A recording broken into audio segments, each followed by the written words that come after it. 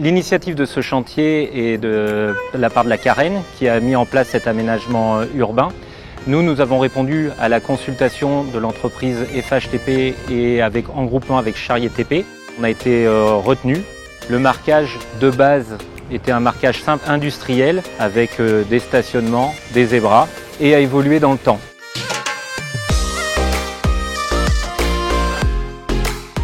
Les évolutions qu'on a eues donc, sur cette consultation sont du passage d'un simple marquage blanc à un marquage qu'on appelle un marquage d'animation.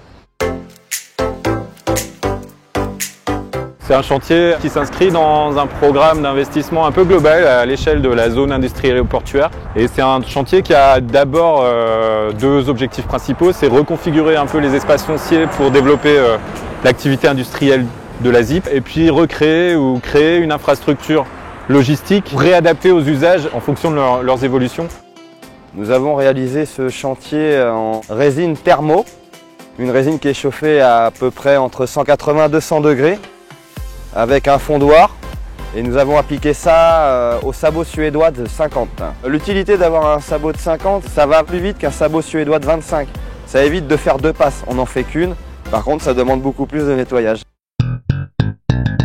Ça a commencé par la venue du cabinet ACE qui m'a présenté le projet souhaité de marquage d'animation. Là, nous avons plus parlé de process, de possibilités de faire ce projet et les produits qu'on pouvait utiliser.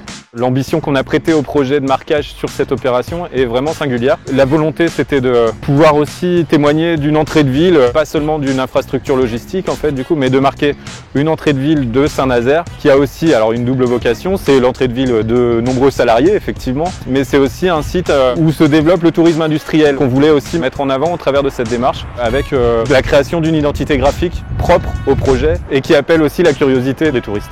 On a 2100 m² de passage piéton et de rive, 700 m² de bande de 50 cm rouge, 76 logos vélo, 76 logos piétons femmes et hommes et ensuite des gros logos, le beluga, l'éolienne et dans le futur il y aura aussi un bateau pour STX.